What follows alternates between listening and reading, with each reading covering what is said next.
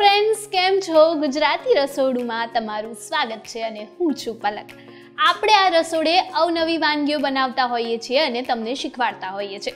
આજે આપણને શોભાબેન પટેલ ખૂબ જ ઇન્ટરેસ્ટિંગ ગુજરાતી નાસ્તો શીખવાડવાના છે, તો આવો બોલાવી લઈએ એમને. કેમ છો શોભાબેન? મજા. તો આજે અમારા ગુજરાતી રસોડુના દર્શકો માટે તમે શું લઈને આવ્યા છો? અમે ભાખરવડી નાસ્તા, ગુજરાતીઓની એકદમ ફેવરેટ એવી ભાખરવડી આજે આપણા રસોડે બનવાની છે. તો એના માટે કયા કયા ઇન્ગ્રેડિયન્ટ્સ જોઈશે? ચણાનો લોટ, કોપરું, મસાલામાં કોપરું, ગોળ, લીંબુના ફૂલ, ધાણા જીરું, ગરમ મસાલો, મીઠું ને લાલ મરચું. તો આપણે ઇન્ગ્રેડિયન્ટ્સ જોઈ લીધા કે ભાખરવડી બનાવવા માટે કયા કયા ઇન્ગ્રેડિયન્ટ્સ જોઈશે? હવે બનાવવાની શરૂઆત કરી દઈશું. સૌપ્રથમ આપણે મસાલો બનાવીશું. પહેલા 1 કપ જેટલું કોપરું, ગોળ,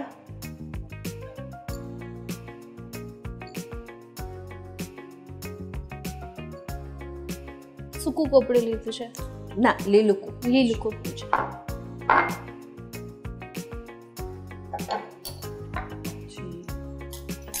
લીંબુના ફૂલ,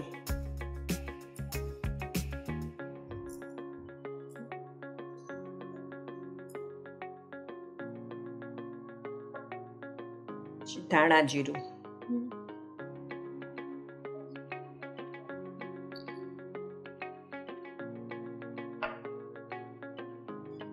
ગરમ મસાલો,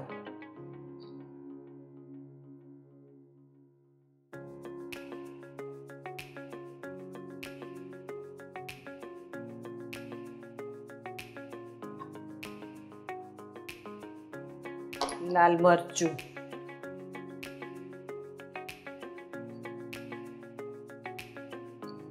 2 થી 3 ચમચી જેટલું લઈએ છીએ.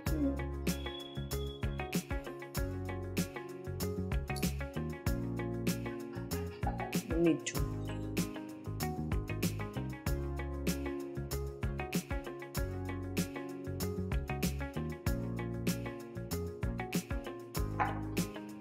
બધું મિક્સ કરી પછી એને રેવા દો.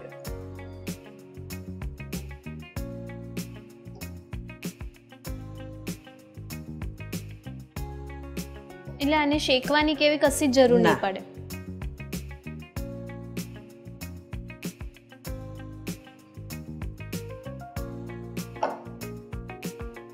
આ તો એકદમ બધા જ ઘરમાં મળતા એવા જ ઇન્ગ્રેડિયન્ટ્સ છે અને એકદમ તરત જ કહેવાય ને, મસાલો તો એકદમ ફટાફટ બની બી જવાય. એટલા કોપરા સિવાય બધું જ ઘરમાંથી મળે.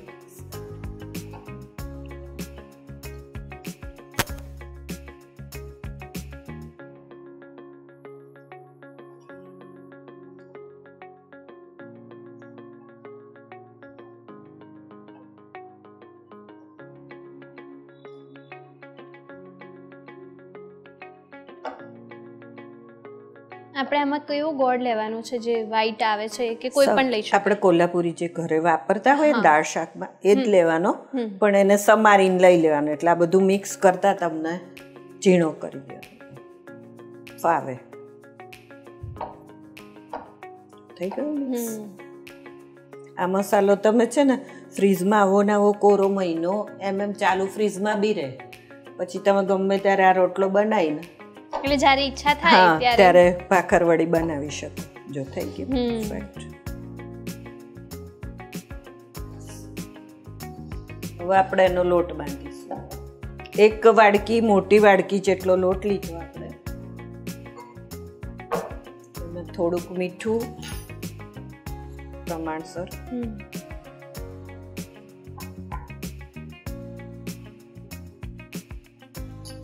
થોડું તેલ,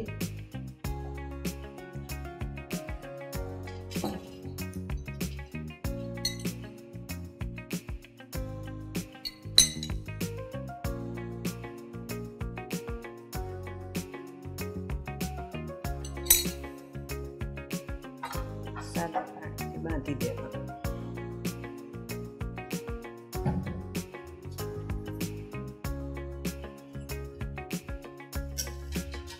એને કેવો બાંધવાનો છે? કઠણ ભાખરી જેવો.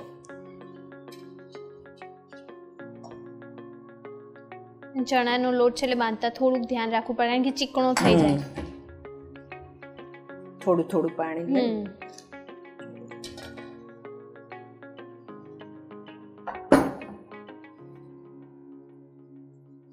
હવે આપણો લગભગ લોટ તૈયાર થઈ ગયો.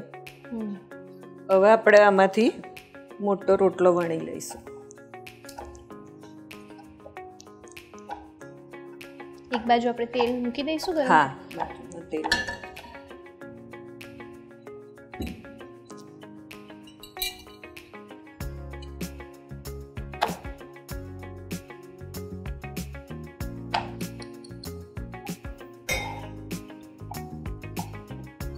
હવે આપણો રોટલો તૈયાર. ગોળ કેવો સરસ તૈયાર થઈ ગયો મસાલો. આપણે કોઈ પણ તહેવાર હોય કે કોઈ પ્રસંગ હોય ને તો ભાખરવડી બહારથી આવે જ સૂકા નાસ્તામાં બધાને ભાવતી જ હોય.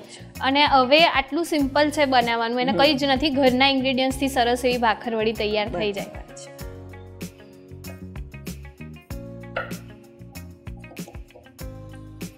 ભાખરવડી મારી ફેવરેટ, એટલે મારા ઘરે કોઈ આવવાનું હોય કાં તો વડોદરાથી કોઈ આવવાનું હોય, વડોદરાની બહુ ફેમસ છે ભાખરવડી, એટલે ચોક્કસથી લઈને જ આવે. એટલે હવે ઘરે જ બનશે ભાખરવડી, બહારથી નહીં આવે.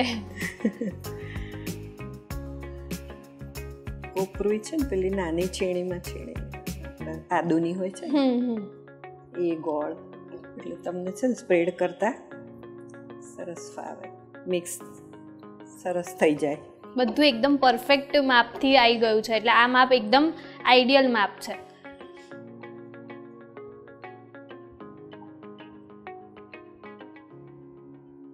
મેઇન છે આપણો રોટલો જો સહેજ ઢીલો થઈ જાય તો પછી એ વળશે નહીં બરાબર. માપ પાણીનું માપ બી અને તેલનું માપ બી થોડું તમારે વ્યવસ્થિત.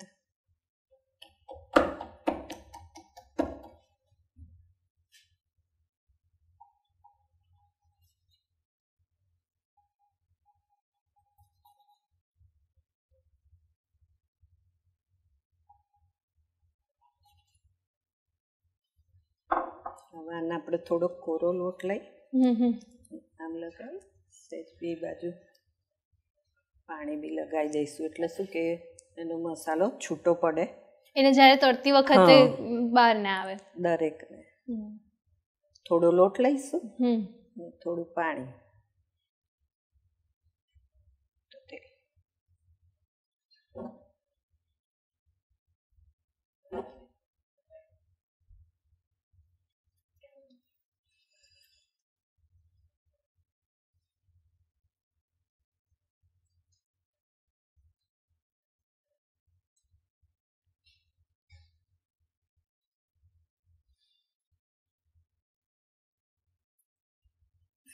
તેલ ચાલુ છે. હવે આપણે ભાખરવડી તળી લઈશું. બરાબર છે, ધીમા તાપે તળવાની છે.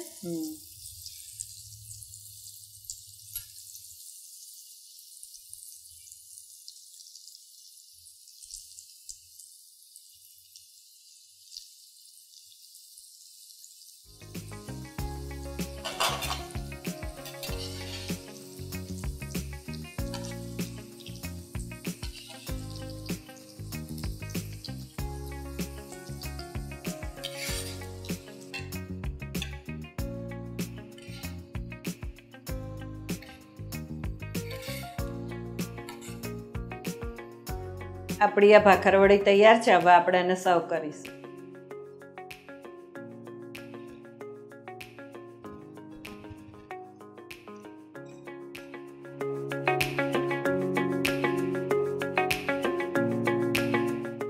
શોભાબેન, તમે અમારા ગુજરાતી રસોડા પર આવીને અમારા દર્શકોને આટલી સરસ ભાખરવડી શીખવી તે બદલ ગુજરાતી રસોડું તરફથી તમને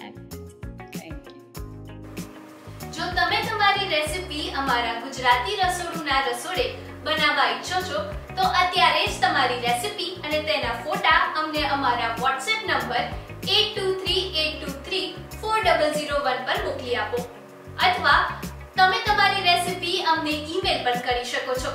અમારું ઈમેલ આઈડી છે recipe@gujaratiRasodu.com.